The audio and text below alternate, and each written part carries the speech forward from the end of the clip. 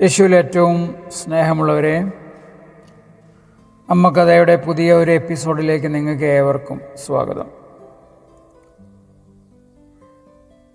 പരിശുദ്ധ അമ്മയുടെ അന്ന ഒരമ്മയായി എന്ന് അറിയിക്കുക. പരിശുദ്ധ അമ്മ ഈശോയെ ഉദരത്തിൽ വഹിച്ചപ്പോൾ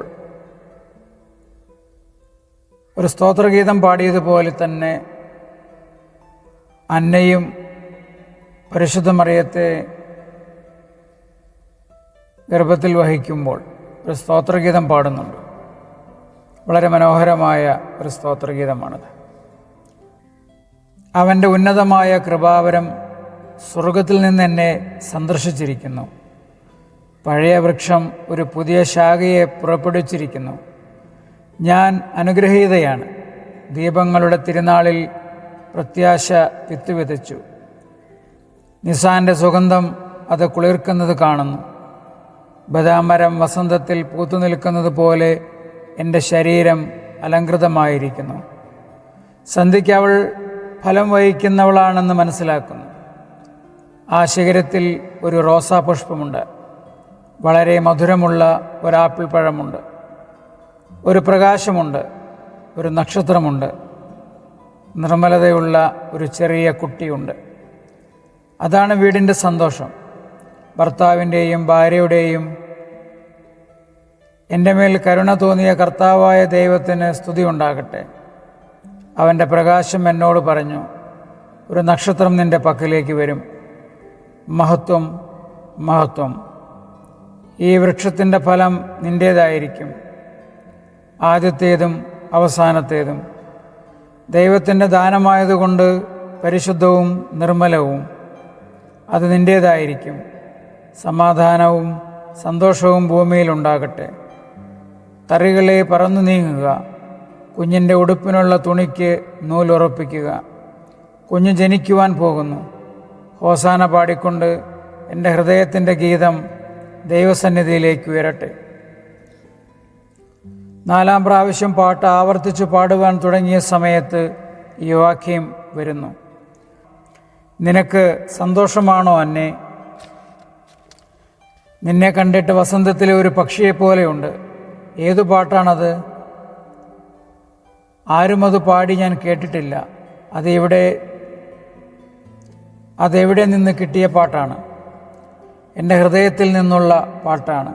അന്ന എഴുന്നേറ്റ് പുഞ്ചിരി തൂയിക്കൊണ്ട് ഭർത്താവിൻ്റെ അടുത്തേക്ക് ചെല്ലുന്നു. അവൾ എക്കാലത്തെയും കാൾ സുന്ദരിയും ചെറുപ്പക്കാരിയുമായി കാണപ്പെടുന്നു. നീ ഒരു കവയത്രിയാണെന്ന് എനിക്കറിഞ്ഞുകൂടായിരുന്നു. അത്ഭുതത്തോടെ അവളെ നോക്കിക്കൊണ്ട് യോവാക്യീം പറയുന്നു.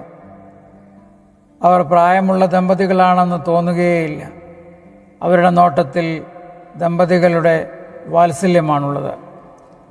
ഞാൻ തോട്ടത്തിൽ അങ്ങേയറ്റത്ത് നിന്ന് വരുമ്പോഴാണ് നിൻ്റെ ഈ സംഗീതം കേൾക്കുന്നത്. വർഷങ്ങളായി നിൻ്റെ സ്വരം ഞാൻ കേട്ടിട്ടില്ലല്ലോ.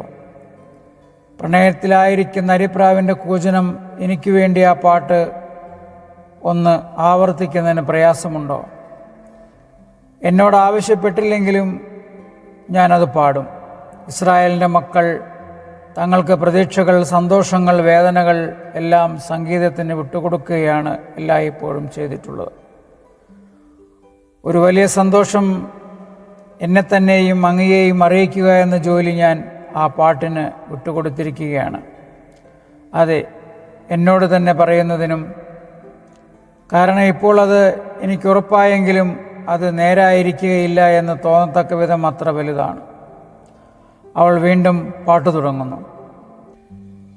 എന്നാൽ ആ ശിഖരത്തിന്മേലൊരു റോസുണ്ട്. വളരെ മാധുര്യമുള്ള ഒരാപ്പിളുണ്ട്. ഒരു നക്ഷത്രം എന്ന ഭാഗം വന്നപ്പോൾ നല്ല രാഗത്തിൽ പാടിക്കൊണ്ടിരുന്ന മുഴക്കമുള്ള അവളുടെ ശബ്ദം വിറയ്ക്കുവാനും നിലയ്ക്കുവാനും തുടങ്ങി. സന്തോഷത്താൽ കരഞ്ഞുകൊണ്ട് അവൾ യോവാക്യീമിനെ നോക്കി കൈകൾ ഉയർത്തിക്കൊണ്ട് വിളിച്ചു പറഞ്ഞു, ഞാനൊരമ്മയാണ്. എൻ്റെ പ്രിയനെ, ഞാനൊരമ്മയാണ്. അവൾ അവൻ്റെ ഹൃദയത്തിൽ അഭയം പ്രാപിക്കുന്നു. യോവാക്യീം നീട്ടിയ കരങ്ങളിൽ അവളെ നെഞ്ചോട് ചേർത്ത് ആശ്ലേഷിക്കുന്നു. മാധുര്യമേറിയ ഒരു ആരോപണം അന്നയുടെ നരച്ച മുടിക്ക് മീതെ കൂടി.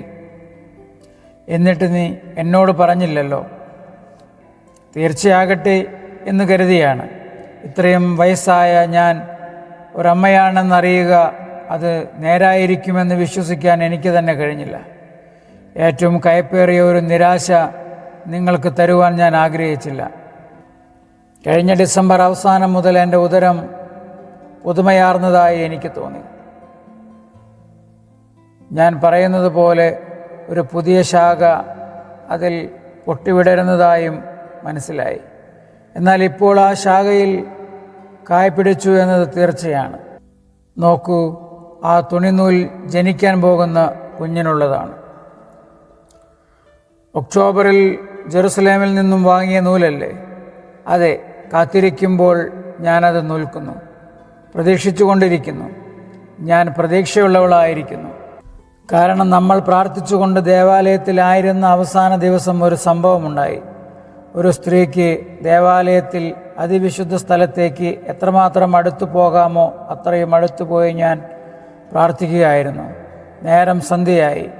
സ്വല്പം കൂടി എന്ന് ഞാൻ പറഞ്ഞില്ലേ? ഓർക്കുന്നുണ്ടോ? കൃപാവരം ലഭിക്കാതെ അവിടം വിട്ടു പോരുവാൻ എനിക്ക് കഴിഞ്ഞില്ല. വർദ്ധിച്ചു വരുന്ന ഇരുട്ടിൽ ഞാനൊരു പ്രകാശം കണ്ടു. വിശുദ്ധ സ്ഥലത്ത് നിന്നായിരുന്നു അത്.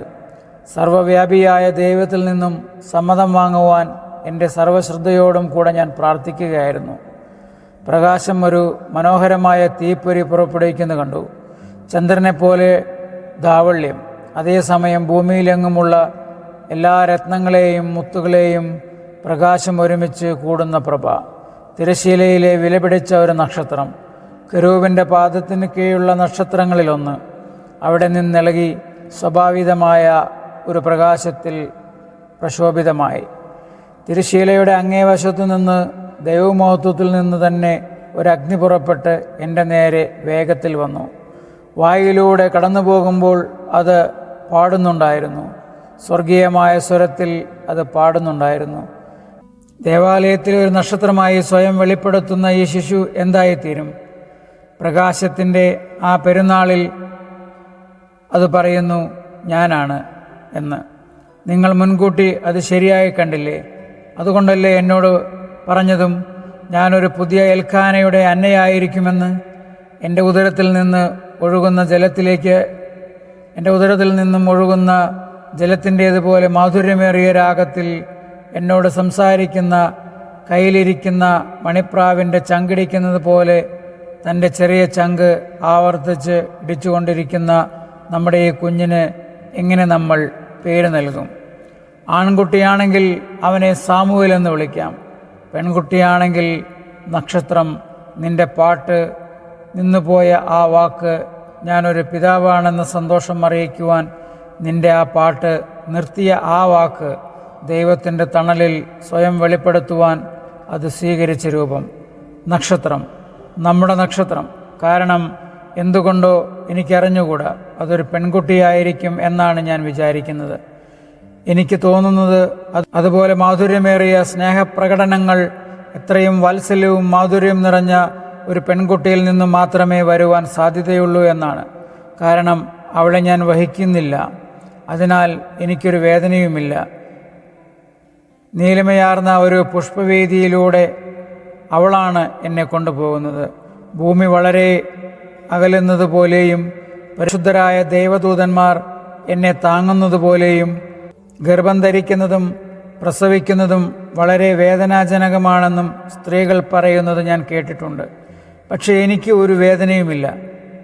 അങ്ങകലെ എൻ്റെ യൗവനത്തിൽ എൻ്റെ കന്യകാത്വം ഞാൻ അങ്ങേക്ക് സമർപ്പിച്ച ആ നാളുകളിലേക്കാൾ ഉന്മേഷവും യുവത്വവും ശക്തിയും എനിക്ക് തോന്നുന്നു. ദൈവത്തിൻ്റെ പുത്രി കാരണം വന്ധ്യമായ ഒരു കുറ്റിയിൽ നിന്നും പൊട്ടിവിടർന്ന ഈ കുഞ്ഞ് നമ്മുടേതെന്നതിനേക്കാൾ കൂടുതലായി ദൈവത്തിൻ്റേതാണ്. അവളുടെ അമ്മയ്ക്ക് യാതൊരുവിധ വേദനകളും ഉളവാക്കുന്നില്ല. അവളുടെ പിതാവായ ദൈവത്തിൻ്റെ സമാധാനവും അനുഗ്രഹങ്ങളും കൊണ്ടുവരികയാണ് ചെയ്യുന്നത്. എന്നാൽ അവളെ മേരി എന്ന് നമുക്ക് വിളിക്കാം. നമ്മുടെ സമുദ്രത്തിൻ്റെ നക്ഷത്രം, മുത്ത്, സന്തോഷം, ഇസ്രായേലിൻ്റെ ആദ്യത്തെ പ്രസിദ്ധിയാർന്ന സ്ത്രീയുടെ നാമം. എന്നാൽ അവൾ കർത്താവിനെതിരായി ഒരിക്കലും പാപം ചെയ്യുകയില്ല. അവളുടെ ഗാനങ്ങൾ കർത്താവിന് മാത്രമേ അവൾ നൽകുകയുള്ളൂ. കാരണം അവൾ അവന് സമർപ്പിക്കപ്പെട്ടവളാണ്, ജനിക്കുന്നതിന് മുമ്പ് അർപ്പിക്കപ്പെട്ട ബലിവസ്തു. അതെ, അവൾ കർത്താവിന് അർപ്പിക്കപ്പെട്ടവളാണ്. ആണോ പെണ്ണോ ആയിക്കൊള്ളട്ടെ, 3 വർഷം അതിനെ കണ്ട് സന്തോഷിച്ച ശേഷം അതിനെ കർത്താവിന് നൽകാം. ദൈവമഹത്വത്തിനായി അവളോടൊപ്പം നമ്മെയും ബലിവസ്തുക്കളായി നൽകാം.